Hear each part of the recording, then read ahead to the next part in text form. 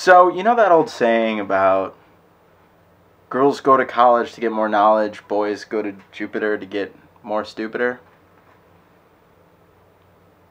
I'm fine with being on Jupiter.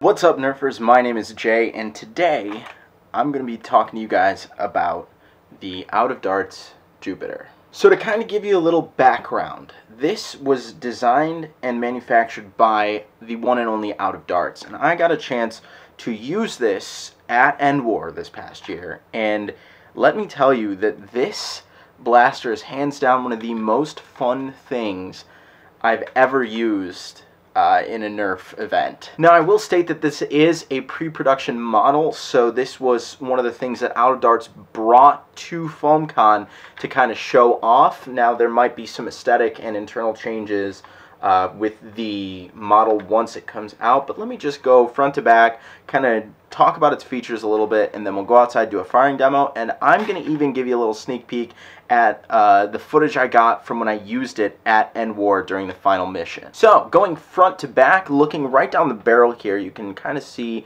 the flywheels a little bit maybe, but you see this little notch right here. Now, this is your hop-up. So, the cool thing about this is that this hop-up is adjustable. So, there's a little bit of resistance when I rotate it, but you can actually rotate this fully around, and I really love that. I like to keep the hop up kind of centered on the top, so if I need to adjust it, I know like maybe a quarter turns about, yeah, it's going to the left, quarter turn back, right on top again. Moving on to the top section, we've got Picatinny rail right here, so this you can attach any tactical accessories to it, so if you wanted like a red dot sight or something like that.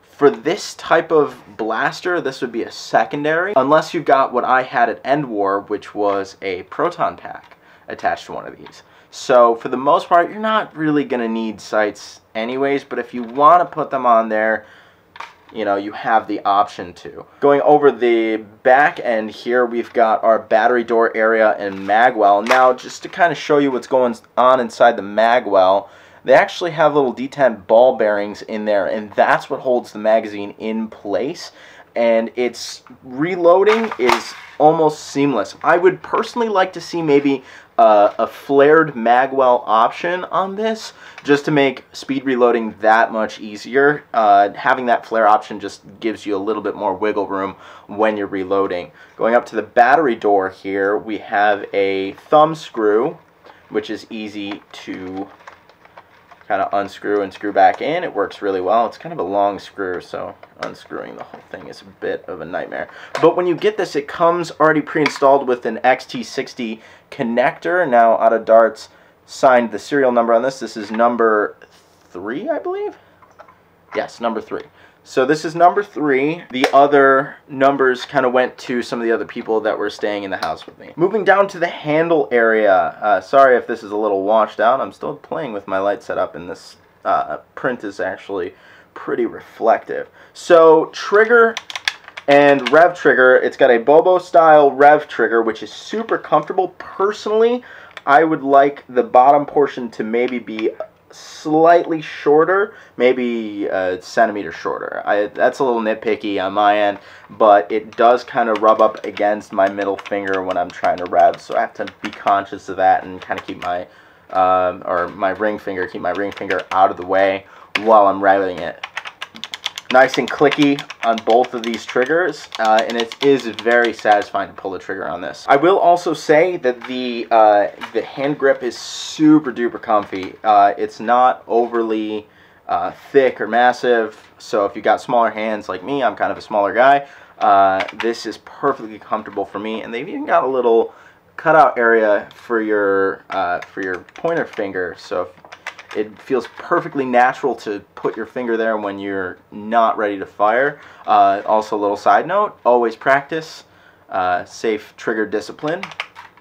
So always keep that finger off the trigger unless you are ready to fire. Now, I will say, just personally, I find that the rev trigger doesn't have quite enough resistance. I have a tendency to accidentally start revving it but that might be different with the actual production models. This might just be a little nitpicky thing with the pre-production. So that's basically, in a nutshell, the rundown of this blaster. We're going to get outside and we're going to fire it. And then I'll show you a little bit of end war footage, and then I'll do my final thoughts. So let's talk about the specs real quick. I didn't mention this when we were sitting down before, so I do want to go over this now. It is running off of 2 Fang revamp motors from Foam Blast, and it runs off a 2S LiPo. I'm using a 950 milliamp hour graphene LiPo. It fits in the compartment nicely. There's no squeezing on the battery itself. It's got a nice little amount of wiggle room, and it fits the wires in there pretty decent. Okay, so I'm going to go ahead and fire this off real quick and just show you what it can do. I'm going to do one shot at a time, just show you how I can get with the trigger control, and then I'm going to just dump the whole mag from close and far away.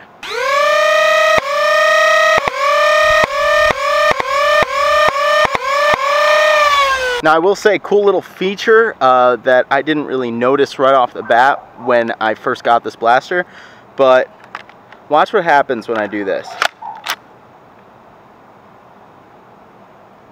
I don't know if you can see that, but there is a ball currently in the ready to be loaded position, ready to be fired position. So what that means is that if you pull out your mag a shot early, you could pretend like you're out of ammo, but still get one more shot off, which I think is really cool. It's a neat little feature. So this blaster is claiming 100 feet per second, and the ranges are pretty decent. The groupings are pretty good. So I'm going to do some shots from far away and then unload some mags for you, and we'll call it a firing demo.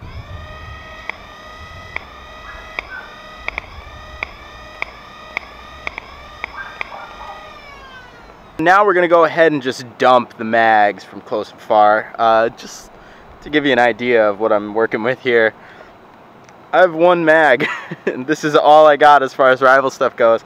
So if anyone wants to send me mags or knows a place where I can buy mags for cheap, let me know, because I've had to reload this one every time. Anyways, let's get to it.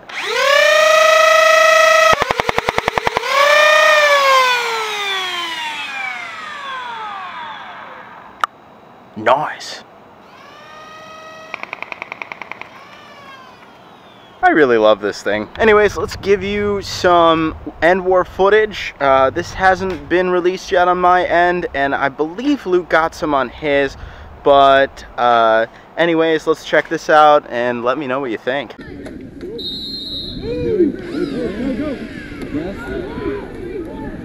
Here I go!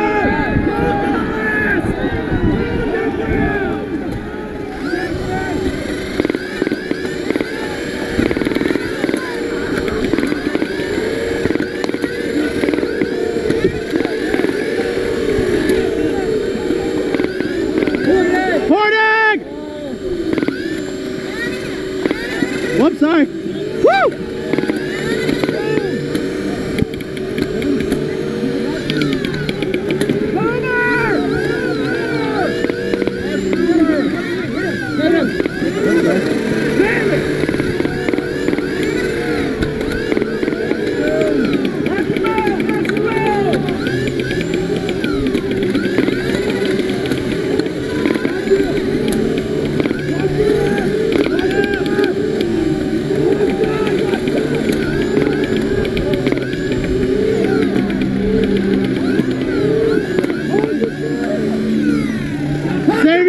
Save your ammo!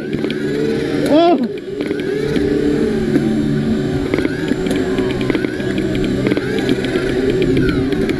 Left side! Left side!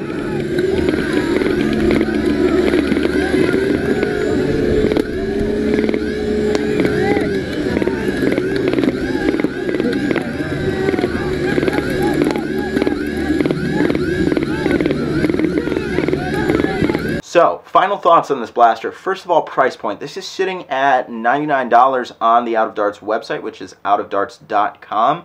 It's actually currently sold out. I just looked, and it is currently sold out, and it is the build it yourself kit. So I'm assuming that means everything is included, and you just have to put it all together, do all the soldering, you know, all that fun stuff.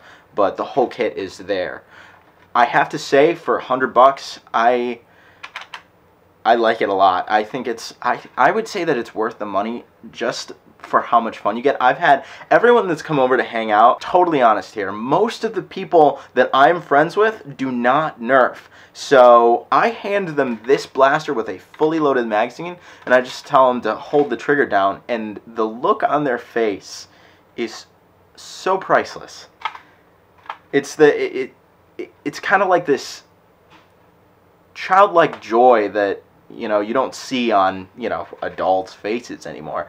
It's just this glee that happens. So I have to say, after using it with the Proton Pack and using it just with magazines, I absolutely love this blaster, and I would highly recommend getting it and experiencing it for yourself. For those of you that got to use it at FoamCon, you understand. You know what it's like to have this in, you know, the palm of your hands and just unload an entire magazine in like 2 seconds or something like that. I should time that, shouldn't I?